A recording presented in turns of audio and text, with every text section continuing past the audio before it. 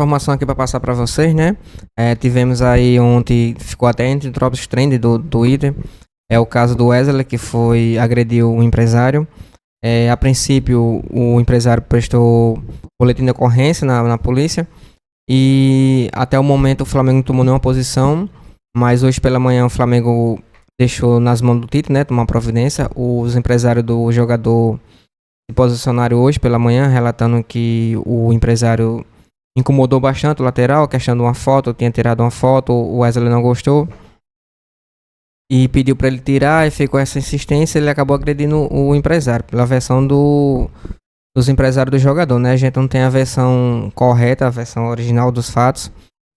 O empresário dá uma versão, o Wesley dá outra, ninguém sabe quem tá falando a verdade. Lembrando que teve o caso mais recente do Marco Braz, que ele falou uma coisa, né? E na verdade era totalmente outra. Quando as imagens saíram, o áudio saiu, era totalmente diferente do que ele tinha falado, né? Ninguém sabe quem tá mentindo nesse caso. Mas a questão da punição, a questão do como vai resolver essa situação, vai ficar na mão do Tite. A direção do Flamengo já passou a consultar o Tite para saber qual vai ser o posicionamento do clube. Lembrando que atualmente o Flamengo só tem um lateral, né? Vendeu o Mateuzinho, só conta com Varela e Wesley. E o Tite vai ficar de tomar essa decisão aí em relação à disciplina, né? O jogador. Lembrando que foi um caso fora parte, né? Foi um caso extracampo. Mas envolve o Flamengo, e o Flamengo está vivendo um ótimo momento, né? Uma ótima fase. Uma ótima temporada, no começo da temporada. E esse caso agora, até para não mexer muito com o elenco, não acabar atrapalhando os planos do Flamengo pro resto da temporada, o Flamengo e o próprio Tite precisam tomar uma decisão rápido. Até para servir de exemplo para outros jogadores, né? Em o caso tumultuar o ambiente do Flamengo, tá bom? Tivemos também o Fabrício Bruno, que foi convocado para a seleção brasileira. O Marquinhos, né, do PSG, acabou se lesionando no treinamento e ficou de fora, agora foi cortado da seleção brasileira, tanto ele como o goleiro, né? O Léo Jardim do Vasco foi convocado para o lugar dele, e o Fabrício Bruno foi convocado para o lugar do Marquinhos, né? Do PSG, o zagueiro.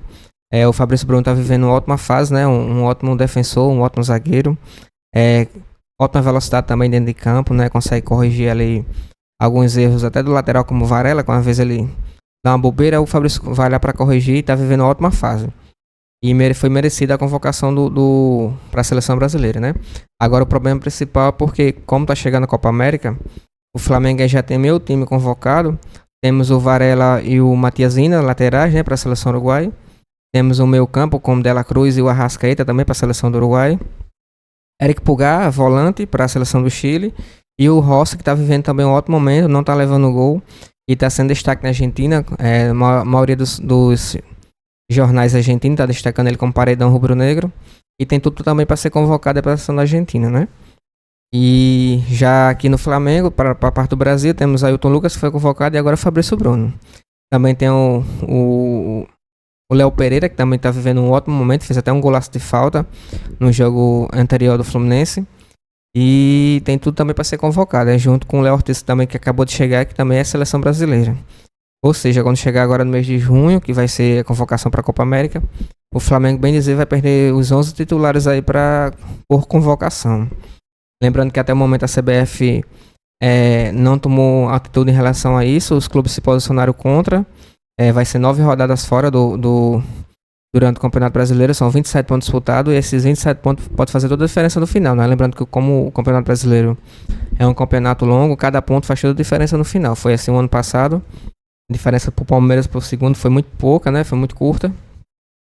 E 27 pontos em disputa é muito ponto ainda para fazer diferença para o título, né?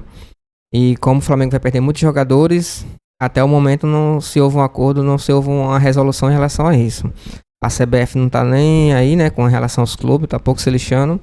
Os clubes se posicionaram, mas a CBF disse que vai continuar dessa mesma forma, não vai tomar nenhuma atitude. E até o momento não tiveram um acordo em relação às convocações durante a Copa América, tá bom? Mas coloca os comentários certos para vocês. Tivemos também o vídeo lá, né, que tá rodando bastante aí nas redes sociais, que foi um possível soco do Felipe Melo, do Fluminense, em cima do Pedro. E o juiz acabou marcando falta do Pedro em cima do Felipe Melo, mas a gente vê claramente, vocês estão vendo aí, né? Vê claramente o soco que o Felipe Melo tentou dar no Pedro e acabou não pegando, né? E depois do lance segue, o juiz acaba dando falta próprio Pedro em cima do Felipe Melo. Isso revoltou bastante as redes sociais dos torcedores, né? Esse caso aí, na minha opinião, era para ser expulsão, foi uma tentativa de agressão, o juiz nem o VAR chamou o juiz, nem o juiz também viu e não tomou nenhuma atitude, acabou dando falta ao contrário, o time do Fluminense. Tivemos também o pênalti da La Cruz, que por outro ângulo a gente vê que foi pênalti dentro da área, o VAR não chamou, o VAR teve acesso a outro lado da câmera, e não chamou o juiz e ficou por isso mesmo. O Flamengo acabou sendo prejudicado. Poderia ser 3-0 que baixou a diferença para a segunda partida. Embora o Flamengo tenha vantagem de 2-0, mas a vantagem do empate pelo regulamento da competição. Mas faz toda a diferença esse gol, né? E vamos ver. Até o próprio Bruno Spino, após na coletiva, durante o coletiva do Tite, ele até se pronunciou em relação a isso, tanto a agressão do Felipe Melo quanto o pênalti não marcado, mas a FEG até o momento não emitiu uma nota, não tomou nenhuma atitude e ficou por isso mesmo, tá bom? Tivemos também a questão do estádio, né, que o presidente Rodolfo Landim se reuniu com o presidente da Caixa em relação ao gasômetro, que é o local que o Flamengo quer bastante para poder construir seu estádio. Lembrando que a princípio o Flamengo quer construir um estádio para 100 mil pessoas, seria maior do que o Maracanã, até para comportar a quantidade de torcedores do Flamengo. Lembrando também que, como base, o Flamengo tem o estádio do Borussia Dortmund, da Alemanha, né? Assim, questão de estrutura, que é tipo uma espécie de um caldeirão, a pressão da torcida, né? Envolvendo o adversário. A principal base é o estádio do Borussia Dortmund, da Alemanha. E a arquitetura, a estrutura e tudo mais, o Flamengo vai ter como base nesse estádio para poder construir o estádio do Flamengo. Foi apresentada a proposta oficial para a Caixa Econômica, que é a dona do terreno do gasômetro. E tá prosseguindo aí. Falta só dar o aval mesmo para poder o Flamengo finalmente sair do papel, a questão do estádio, né? Lembrando também que o Flamengo não quer se endividar em relação ao estádio, vai buscar investidores para poder ajudar na construção do estádio, que é uma questão muito cara, né? A questão da construção. A gente vê o Corinthians hoje, que até hoje está endividado em relação ao estádio. Até tentaram fazer um acordo com a Caixa Econômica, mas a Caixa Econômica recusou. E se o Flamengo não se organizar bem, já que hoje tem um faturamento muito bom, né? Um superávit muito bom, pode entrar no mesmo caminho do Corinthians, né? Por isso o Flamengo busca investidores para não ter nenhuma despesa com o estádio. E o Rodolfo Landim nessa parte aí é um ponto positivo, né, da parte dele, já como ele é CEO, já em empresas que já trabalhou, foi dono de empresas de petróleo e tudo mais, já tem todo conhecimento nessa área. Isso facilita bastante a questão dos investidores. Lembrando também que o faturamento do Flamengo a cada ano está aumentando, já vai entrar no terceiro ano seguido que o Flamengo entra na casa do bilhão de faturamento.